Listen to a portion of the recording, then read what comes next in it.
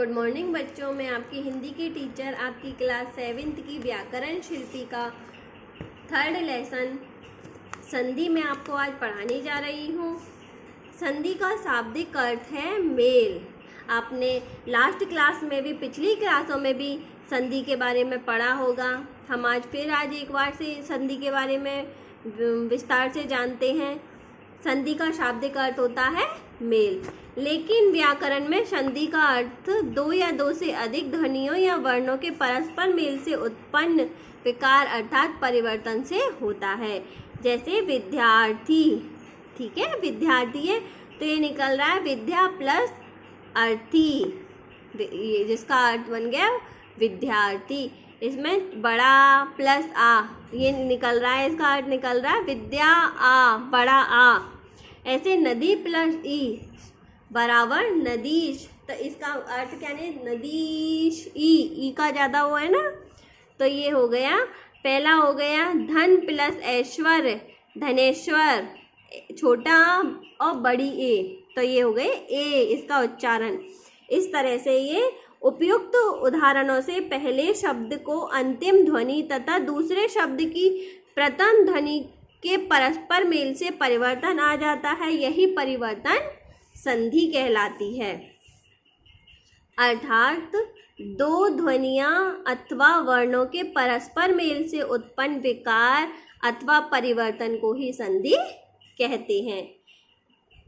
इसमें विशेष क्या है बच्चों, संधि करते समय इस बात का ध्यान रखें कि दो शब्दों या पदों के मेल से एक सार्थक शब्द की रचना हो, यानी और शब्द न निकले, सिर्फ एक ही सार्थक शब्द निकले। संधि विच्छेद, संधि का अर्थ है मिलना अर्थात विच्छेद का अर्थ है अलग होना। विच्छेद का अर्थ होता है अलग होना और संधि का अर्थ होता है मिलना। अतः दो वर्णों के मेल से बने नए शब्द को आपस में पहली वाली स्थिति में लाना ही संधि विच्छेद कहलाता है। जैसे देवेंद्र है तो इसका हमने दो कर दिया, अलग कर दिया इसे, देव प्लस इंद्र, तो ये बन गया देवेंद्र।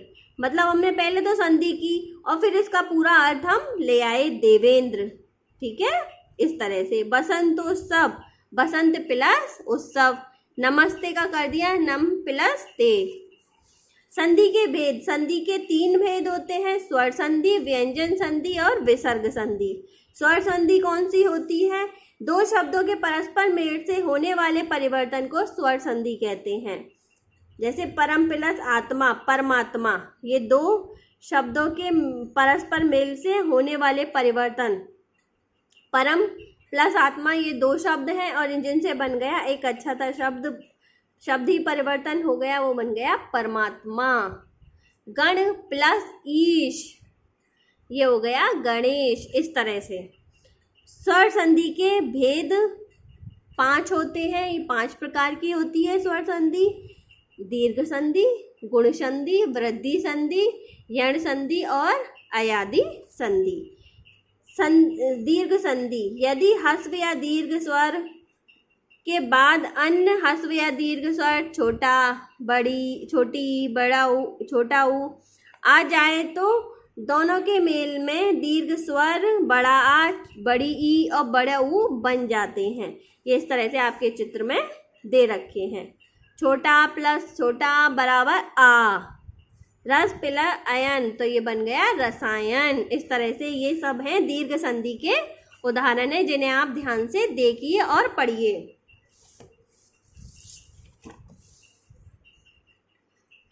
दूसरा है गुण संधि, यदि छोटा बड़े आ के बाद छोटी ई, बड़ी ई, छोटा ऊ, बड़ा ऊ, ऋषि आ जाए तो दोनों के मिलने से बड़ी ए, बड़ा ओ और अर हो जाता है, तो इसे कहते हैं हम गुण संधि। जैसे आ, छोटा आ प्लस छोटी, ये बन गए ए, मतलब ज्ञान प्लस इंद्र, तो ये हो गया ज्ञानेंद्र। इस तरह से आपका ये पूरा उदाहरण दे रखे हैं, इन्हें आप ध्यान से देखिए। ई का भी उदाहरण है, बड़ी ई का भी उदाहरण है, छोटे ऊ आ से मिलकर, छोटी आ से मिलकर ये बने हैं शब्द सारे। इनके आपके पास उदाहरण दे रखे हैं, जिन्हें आप ध्यान से पढ़िए।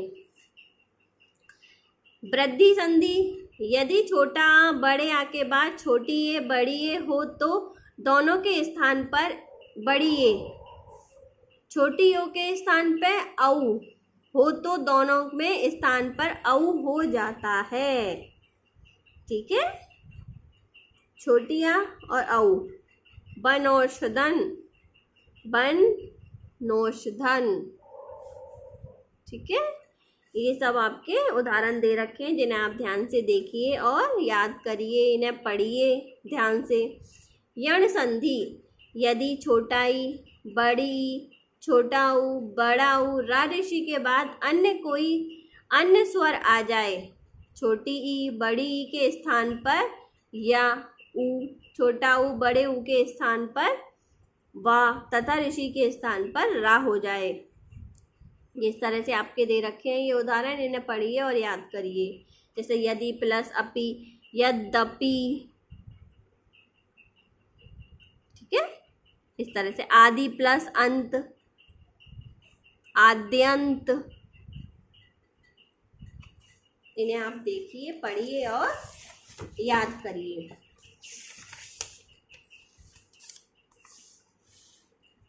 अयादि संधि, यदि छोटी ए और बड़ी ए ओ औ के बाद कोई अन्य स्वर आ जाए तो इसे ए के स्थान पर अय और ए बड़ी ए के स्थान पर आय हो और ओ के स्थान पर अब और औ के स्थान पर आव हो जाता है। इस तरह से आप देख सकते हैं। छोटे प्लस ये आ गए, हो गए। अब ये से प्लस अन, शयन, विनायक, विनायक, इस तरह से। ठीक है, आप इन्हें ध्यान से पढ़िए इन संधि विच्छेदों को और लिखने का प्रयत्न कीजिए, याद करने का प्रयत्न कीजिए। व्यंजन संधि, किसी व्यंजन या व्यंजन के अथवा स्वर के मिल के होने वाले व्यंजन जो परिवर्तन होता है उसे व्यंजन संधि कहते हैं। जगत प्लस ईश मीन्स जगदीश, ता प्लस ई दी, इस तरह से व्यंजन प्लस स्वर आए हैं। व्यंजन संधि के नियम कौन कौन से नियम हैं? वर्ग से पहले वर्ण के तीसरे वर्ण में परिवर्तन, यदि वर्ण से पहले यही शब्द हो के बाद किसी भी वर्ण के तीसरा, चौथा इस तरह से हो, इस तरह से आए स्वर, तो पहला वर्ण वर्ग को तीसरे वर्ग में बदल जाता है। इस तरह से देखिए। का का गा, दिक प्लस दर्शन, दिक दर्शन, इस तरह से। दिक प्लस गज, दिग्गज, इस तरह से। ठीक है। खा, वर्ग के पहले वर्ण का पांचवें वर्ण में परिवर्तन, यदि वर्ण के का, चा, ता, टा, पा, मा या ना हो तो का को डा, चा को डा, इस तरह से। टा को ढा, अणे खाली, ता को ना तथा पा को माँ हो जाता है। इस तरह से आप देखिए। का को डा हो गया। बाग प्लस में, बाण में। ठीक है, इस तरह से आपके उदाहरण दे रखे हैं, इन्हें ध्यान से देखिए। ता संबंधित नियम, ता संबंधित कुछ नियम दे रखे हैं आपके इसमें, तो इन्हें भी आप अच्छी तरह से देखिए। संधि विच्छेद हो रहे हैं, इन्हें भी आप ध्यान से देखिए और बोलने का प्रयास कीजिए, लिखने का प्रयास कीजिए। ठीक है।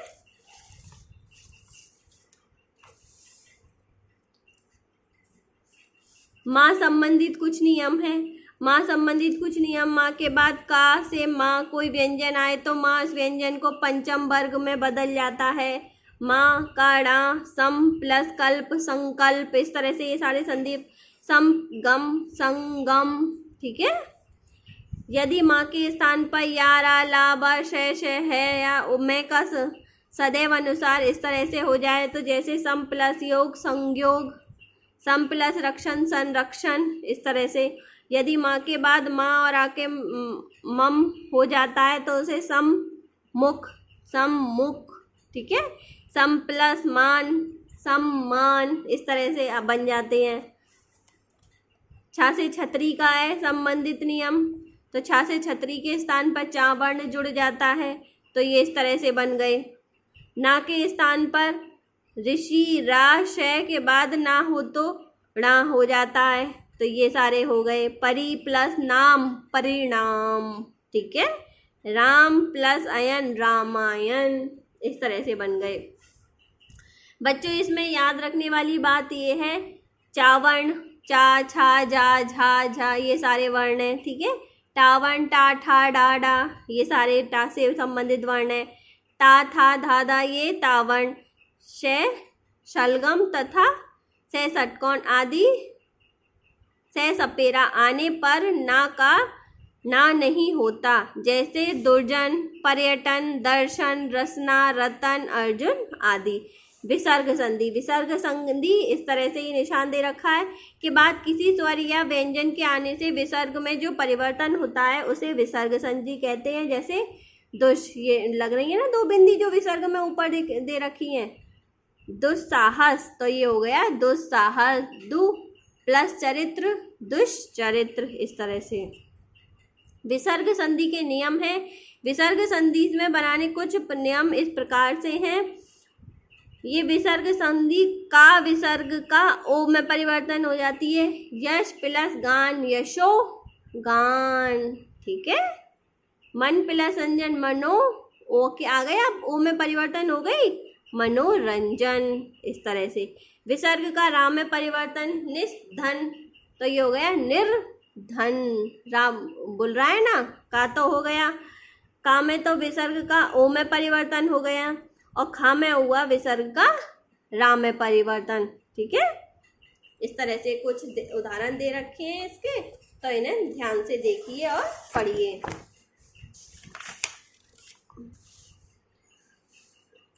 विसर्ग का सा में परिवर्तन, शा, नी प्लस चैन, निश्चय, ठीक है। इस तरह से कुछ उदाहरण दे रखे हैं। दु प्लस चरित्र, तो दुष्चरित्र, ठीक है। विसर्ग का से में परिवर्तन, निसंतान बन रहा है, तो नि प्लस संतान, ये दो बिंदु लग गई इसमें, तो इससे पूरा अर्थ बन गया निसंतान। सा का अर्थ निकल रहा है इससे। विसर्ग का षटकोण से परिवर्तन, तो देखो धनु प्लस टंकार, धनुष, टंकार। विसर्ग का लोप होना, विसर्ग का राम में मेल होने पर विसर्ग का लोप हो जाता है। विसर्ग से पहले का स्वर्ग दीर्घ हो जाता है, जैसे नि प्लस रोग, निरोग, ठीक है। आ गया। नी प्लस रस, नीरस, नी प्लस रज, नीरज, इस तरह से। निसर्ग, विसर्ग में परिवर्तन ना होना, यदि विसर्ग से पहले आ हो और विसर्ग का मेल का और पा से हो तो विसर्ग में कोई परिवर्तन नहीं होता। जैसे अंतः प्लस करण, अंतःकरण। प्रातः काल प्लस काल, प्रातः काल, इस तरह से।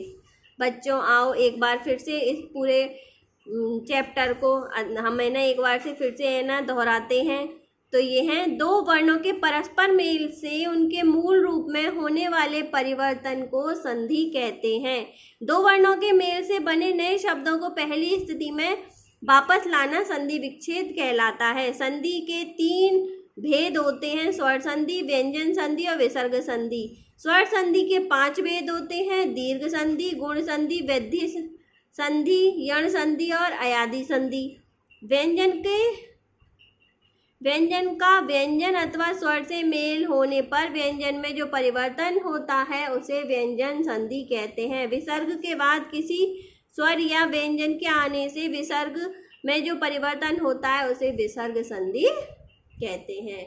बच्चों आप इसको अच्छी तरह से लेसन को देखिए, पढ़िए और याद करने का प्रयत्न कीजिए, लिखने का प्रयत्न कीजिए और आपके जो क्वेश्चन आंसर है जो दिए हुए हैं वो आपके साप्ताहिक गृह कार्य में दे दिए जाएंगे। धन्यवाद।